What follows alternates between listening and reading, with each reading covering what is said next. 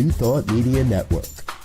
We are a global broadcast network of positive music, media, and entertainment, inspiring humanity's evolution along the journey of enlightenment and creating a world of love, peace, empowerment, and prosperity for all. New Thought Media Network. Positively inspiring.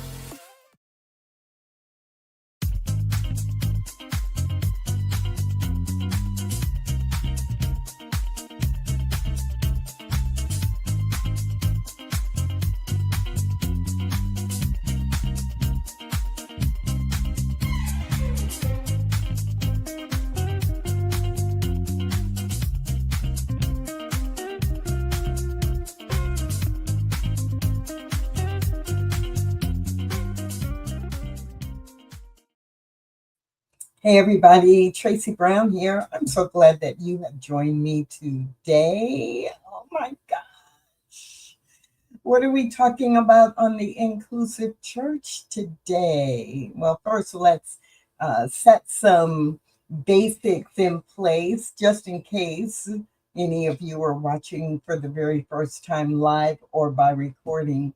What is the Inclusive Church Show? It's an opportunity each week to come together and recommit to being leaders in spiritual communities where oneness does not require sameness. No, everybody doesn't have to be the same. In fact, but since we know that everyone's different from everyone else, how can we be leaders that makes that a good thing instead of something scary or bad or unwelcome? And I purposely use the term church because so often people are still thinking about church as a building, a piece of property. You can have a ministry, but if it's not in a certain kind of building and you're not having meetings on Sunday morning, then it's not a church. I say rubbish to that. I just don't agree with that. So we're reclaiming the word church in this show, Inclusive Church, as any place and in any manner which people gather together to study, practice, teach, and expand their understanding of shared spiritual principles and practices. So having gotten that out of the way, what are we going to be talking about today? Today is going to be wrapped around this idea of creating an environment where people can be proud of who they are, proud of their heritage, proud of the many different identity groups that they are a part of or that they represent. And in an inclusive environment, in an inclusive church, we want to not just hold up the theoretical or philosophical value of there being a lot of diversity, but we actually want to build that appreciation for diversity into our programming, into our classes, into the ways that we show up and the ways we encourage others to show up as well. And we can't do that if we have not created an environment where people can be comfortably and authentically proud of who they are. So I will admit that one of the reasons this is the topic for today is because I'm participating in another group and that we chose to listen to James Brown say it loud, I'm Black and I'm proud, and to talk about as Black people in the 21st century, what makes us proud to be Black? And I thought, you know what?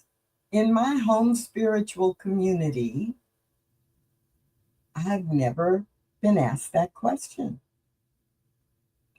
And in other spiritual communities and churches that I have been active in, I don't think anyone has ever asked me, why are you so proud of being Black?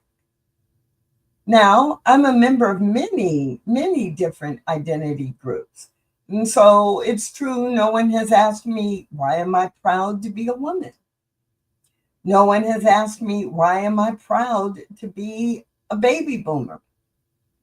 No one has asked me, why am I proud to be a business owner or an entrepreneur? No one has asked me, why am I proud to be a professional speaker? It's not a common question. And that hit me, that the idea of asking people, what is it that you are proud of related to who you are, right? Not what you've earned. Like, yes, I'm proud that I went to college and I graduated. I worked for that. So the identity group of being college educated, yeah, there's some things I am proud of about that, but it's not quite the same question as asking about why someone is proud to be a member of the identity group that they are a part of, right? It's just a little bit different versus something I earned or something that I worked hard for, right? I didn't earn being a woman. I was, for me, being cisgender, right, and female, I was born female and I was a girl and then now I'm a woman, right? So for me, it's not, I'm proud of being a woman, right? Or what would the reasons be that I might be? Or I'm proud of being a baby boomer. Like I didn't choose the year I was born and I didn't choose the label even baby boomer, but my generation is in that group. And so are there things I'm proud of? And so the first question is, why would you even care? Why would you want to know? If you're a leader in a spiritual community, why might it be important to ask the question of different people? Like, why are you proud to be a part of that identity group? And so a few things come to mind. If I am a leader who is teaching a class, then there may be elements that I can bring into the class, or it may give me information to go look for certain kinds of examples that I know will resonate with different people who are in my class who might be members of that identity group. If I am the minister or if I am the leader and I am helping to design programs and events, oh, I might want to know. And I'll use myself as an example. Um, you know, I'm Black, and so Black History Month in February, it actually irritates me when I read what different spiritual communities are doing. And all of a sudden, 11 months of the year, there's nobody Black on the platform. But all of a sudden in February, 3 or 4 of the Sundays, they have a Black speaker who is going to represent all of Blackness, and or they have some events or a luncheon in the middle of the month, and and it's soul food. And what I'm proud of as a Black person is um, you know I might talk about creativity in a lot of different ways, or I might talk about survival. And so whether the person on the platform is Black or not, if there's some examples about what it is that makes me proud of being Black, and that's connected to our spiritual principles and our spiritual truth, then that's going to impress me. But it's not going to impress me to have somebody Black on the platform who, just because of the color of their skin. I chuckled just then because I do remember one year there was someone who was asked to be on the platform, invited to be on the platform because it was Black History Month and they were Black. And within the first 3 minutes of their talk, they said, I'm so glad to be here and I'm so grateful for this spiritual community. And I just want to go on record saying I've never experienced racism. Okay, so great. You can be Black and not have experienced racism in a way that you have recognized it or that you want to talk about. And are you going to, how is that going to lead to spiritual principle or spiritual practice? And I just remember that I didn't walk out, but I wanted to walk out. So when we know things about people in our community, we can match programming to what will be interesting to them, what will support them. And I use that example because it's always easy to use my own example. But when I was thinking about this for today, I was like, yeah, and you can use race or ethnicity as one example. And the diversity in our spiritual community shows up in so many different ways. Some of you have heard me talk about this, that my definition of diversity is all the ways that we are different from one another, both genetically and culturally. Genetically might include and does include race, and it does include age, and it, genetically there are differences. But culturally, we're part of so many different groups where really it's the cultural difference. And so a lot of things that we could choose in our communities, especially if we already have affinity groups in our communities. And we've talked about affinity groups a couple times in the past year. But if we have a women's circle and a men's circle, or if we have a group for Spanish speakers, or if we have a group for people based on age groups, right? You could be asking this question: what are you proud about in terms of being a member of that?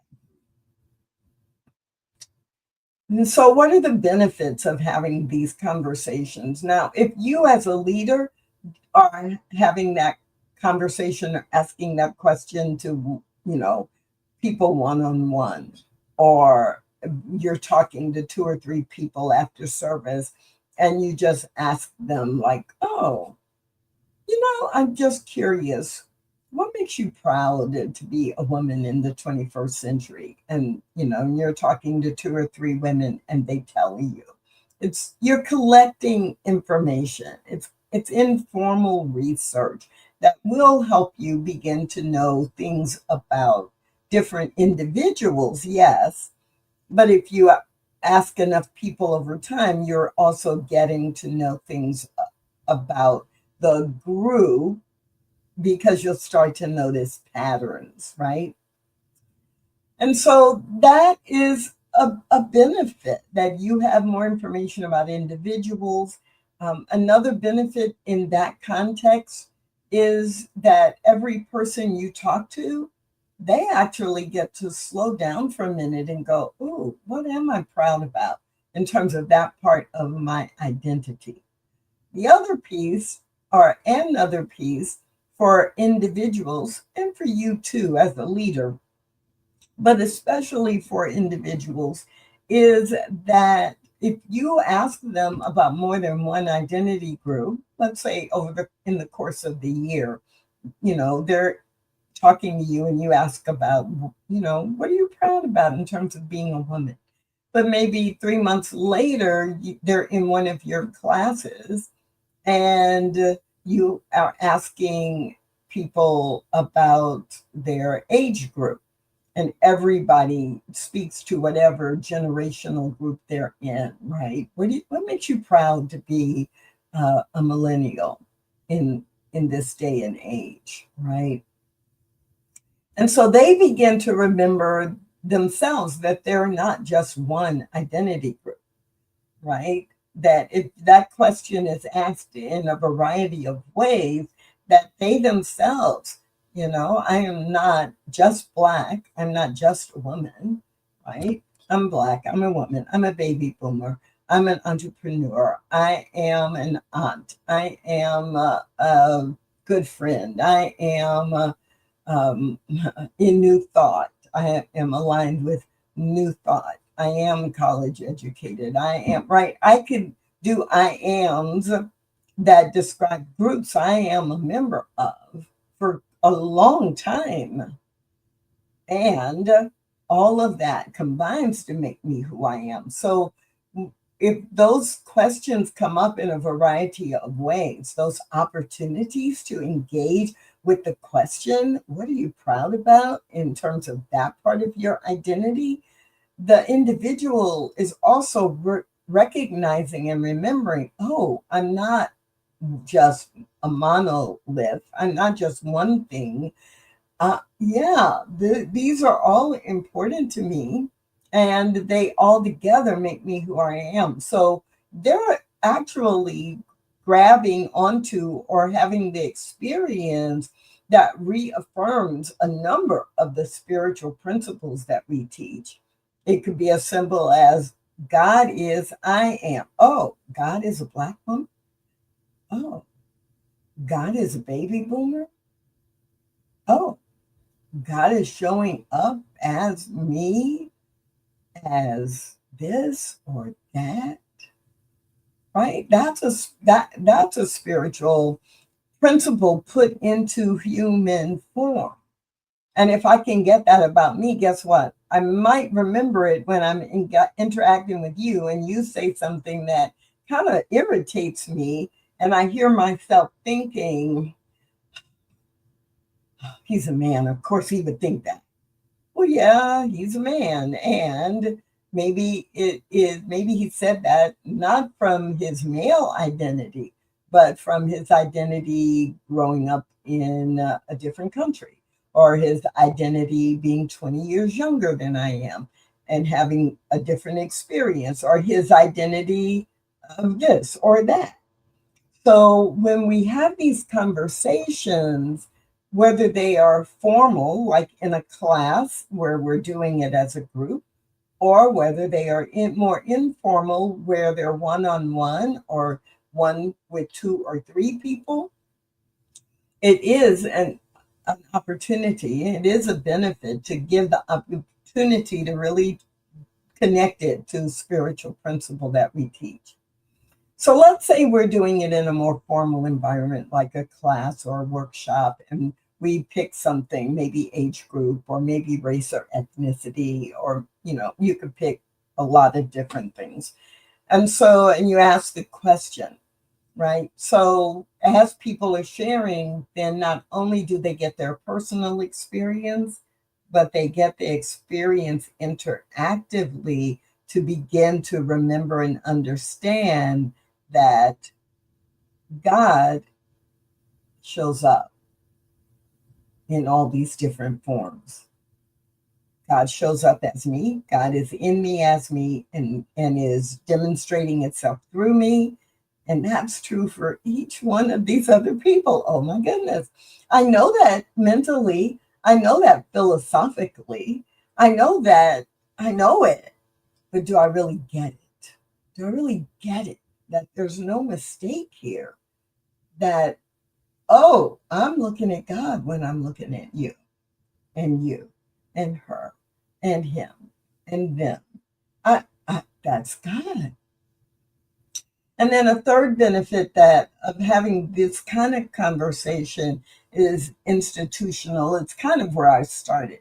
Institutional in the context of how you decide what kind of content to include in programs and events, who you invite to play music, who you invite to speak, or to have a role on your platform giving a prayer, offering a prayer, or doing a reading. So when you begin to hear what people are proud about, it will impact what you choose to say in your message or in your prayer or in your conversation, and also what become priorities in the programming that you present from your church. So I could probably talk about this and give examples for at least 90 minutes because it really is a powerful opportunity to align action with theory or principle. But it is Tuesday. I don't have a featured guest. I'm committed when I don't have a featured guest to keep this more like a toolkit Tuesday and simply share some information, give you something more to think about and maybe play with so that you can put this tool in your toolkit and pull it out when it's most helpful for you.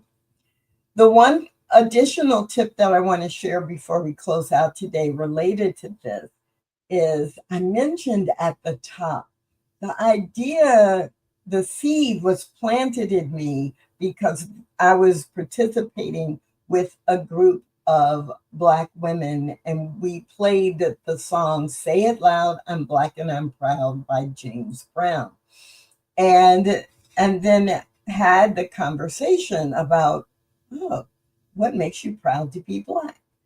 And when I realized I had never had that conversation before in any spiritual community, that no one that I could remember had ever asked me in my predominantly white spiritual communities where I've been interacted, been a member, or been involved, that no one had ever asked me that. And it would be interesting to be able to hear that information from others, whether it was related to race or sexual orientation or gender identity or gender or age and generational group, right? That would just be interesting and helpful in prioritizing programming and speakers, etc. And so the last tip I want to give you about that is use music when you can. So that's what opened up the conversation that I was in with the group. And I got to thinking about what are some other songs that might be used to plant the seed that it really is not just okay, it really is desired for you to have pride in who you are and your cultural background, your genetic background. And so that's the other tip that I would give you. Think about or do some research and find music that you could use to open this conversation related to different identity groups. And then, second call to action, think about when you could use this question: what makes you proud to be, and fill in the group?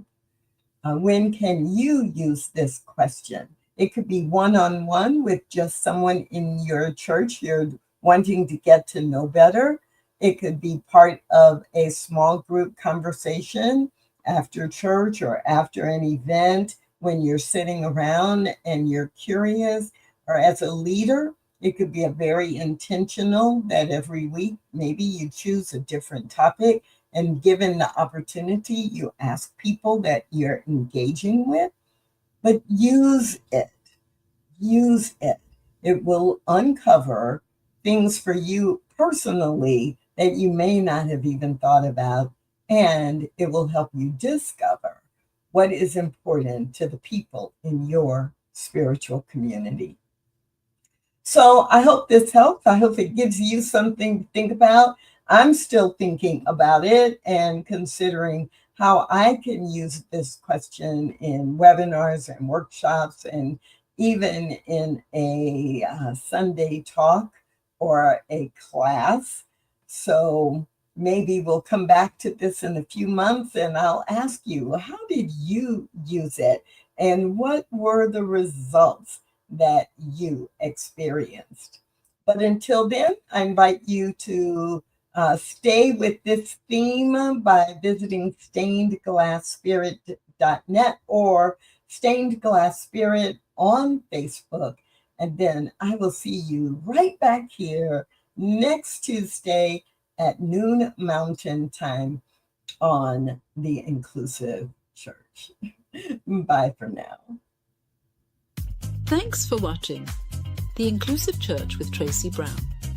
Join us again next week at 12 noon Mountain Time.